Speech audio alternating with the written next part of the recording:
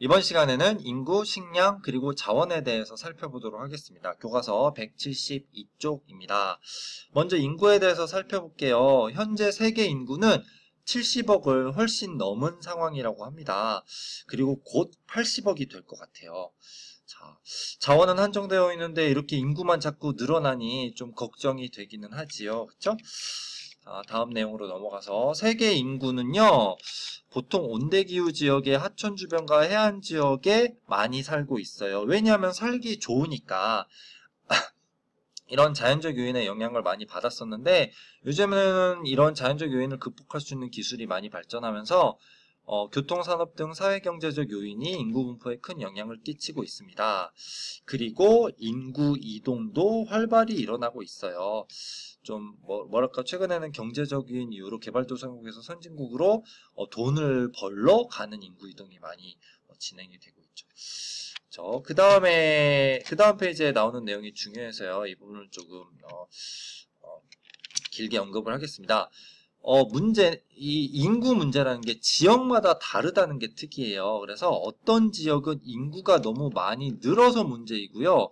어떤 지역은 인구가 점점 줄어들 것 같아서 걱정이에요. 이게 어떤 사례들인지 볼까요? 첫 번째로 아프리카, 남아메리카, 아시아 등의 개발도상국은 인구가 너무 급속하게 증가해요. 그래서 문제가 나타나게 된다는 거예요. 인구가 왜 급속하게 증가하냐면 출산을 많이 하는 거야.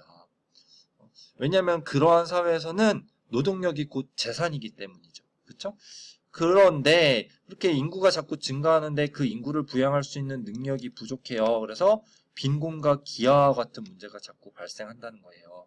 그리고 자원도 부족하고 일자리도 한정되어 있는데 인구가 늘어나니까 점점 일자리를 둘러싸고 경쟁이 치열해지겠죠? 그래서 그 지역의 인구가 다른 좀 더 잘 사는 국가로 계속 이동하는 현상이 일어나고 있다.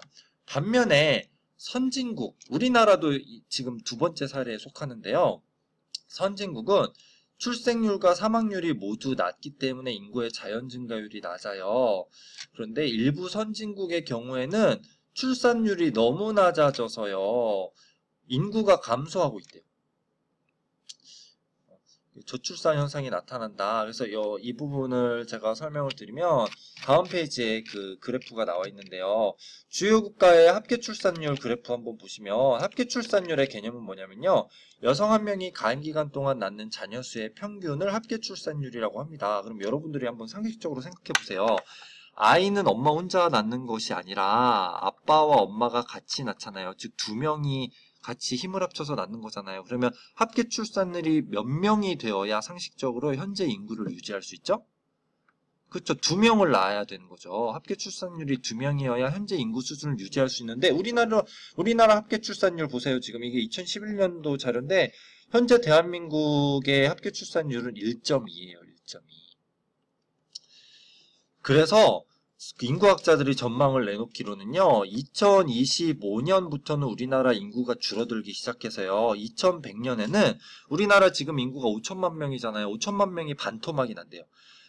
2500만 명 밑으로 내려갈 것이다라고 전망하고 있고 2200년이 되면 우리나라 인구가 1000만 명보다 적어질 것이다. 1000만 명 아래로 내려갈 것이다라고 전망을 하고 있어요. 그럼 어떻게 되냐면 우리나라의 국력이 굉장히 쇠퇴하게 되겠죠. 우리나라의 지금의 국력 수준, 생산 수준을 유지하려면 어느 정도의 노동력이 존재해야 되는데 1000만 명밖에 안 되면 게다가 이 인구의 상당수는 또 고령화, 어르신들의 수일 거란 말이에요. 그러면 굉장히 나라가 어려움에 빠질 수도 있다는 거죠. 그래서 이 출산율을 높이기 위한 사회적인 정책들이 많이 도입되고 시행되고 있는데 아직까지는 출산율이 올라갈 기미를 보이지 않고 있습니다. 대신에 이제 이런 개발도상국들은 굉장히 많이 자식들을 낳죠. 그렇죠? 이런 사례를 볼 수 있고요. 자, 다시 앞 페이지로 가서 그 다음에 저출산과 세트로 나오는 문제가 뭐냐면요. 고령화 문제예요. 고령화. 평균 수명이 증가해요. 의학 기술의 발전으로 인해서 그래서 노인 인구가 크게 늘어나면서 고령화 현상이 심화되고 있습니다. 그래서 고령화 현상을 여기 나오죠. 65세 이상 인구가 전체 인구의 7%를 넘으면 고령화 사회라고 한다. 이거를 이제 학자들이 개념을 만들어 놨는데요. 7% 선보다 위에 있으면 고령화 사회라고 하고요. 그 다음에 7%, 몇 프로냐면 14%. 14%보다 높으면 고령 사회, 그 다음에 20%보다 높으면 초고령 사회라고 합니다. 자, 여기다 써볼게요. 7%보다 높으면 고령화 사회, 14%보다 높으면 고령 사회, 그 다음에 20%보다 높으면 초고령 사회라고 합니다. 그래서 우리나라는 현재 고령화 사회에 진입해 있고요. 얼마 지나지 않아 곧 고령 사회로 진입할 거라는 전망입니다. 네. 그 다음 페이지로 가서요. 네. 식량에 대한 문제 살펴보도록 할게요. 인류는 반드시 음식을 먹어야 되죠. 음식을 만드는 재료가 되는 것이 바로 식량 자원입니다. 그래서 기술 발전에 의해서 식량의 생산이 많이 늘어나기는 했어요.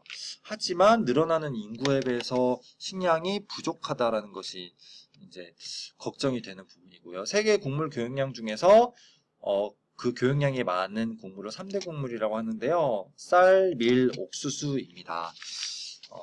그래서 이 쌀, 밀, 옥수수가 우리나라에서 특히 이제 밀이나 옥수수를 많이 수입을 하고 있어요. 미국을 비롯한 5개국의 곡물 수출량이 전체 수출량의 3분의 2 이상이다.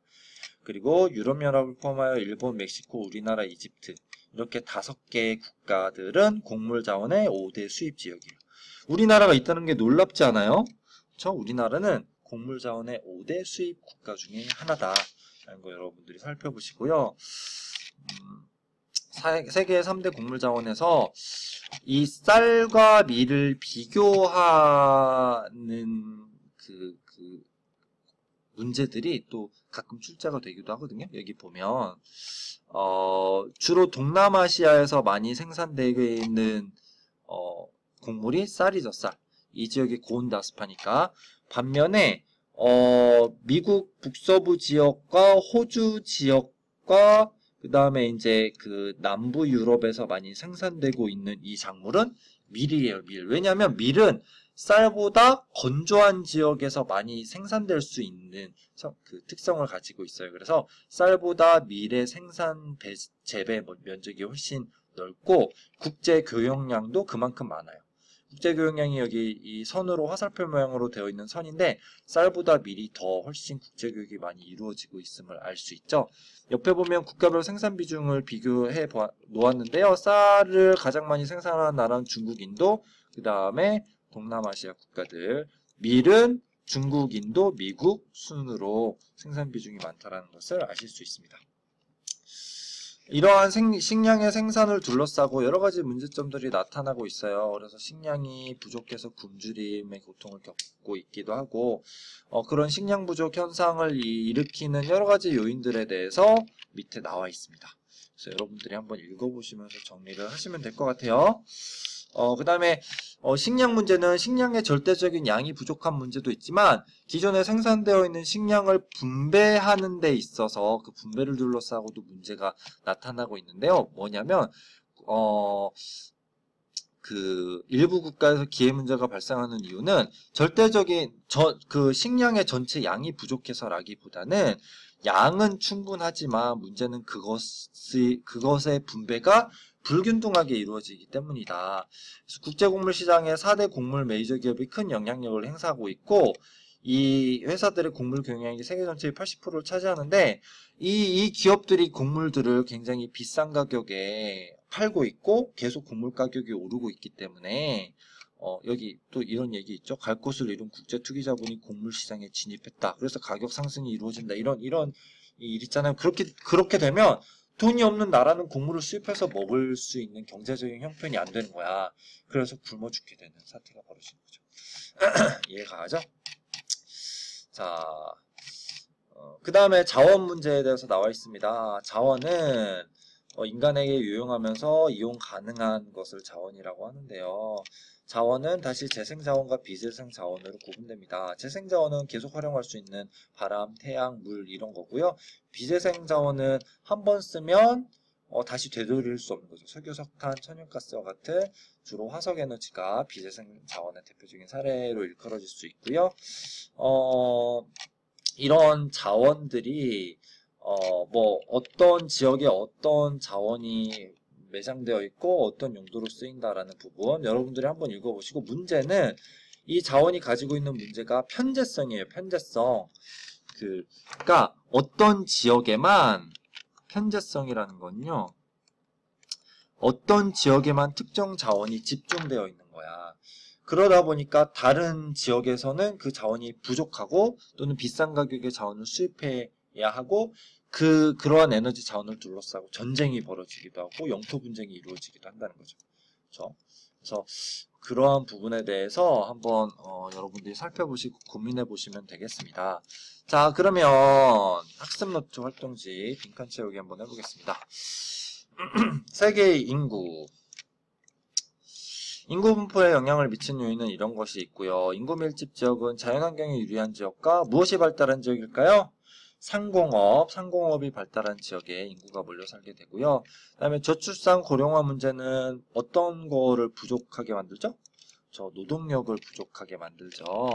그 다음에 일정한 지역 내에 거주하고 있는 주민은 인구라고 하고요.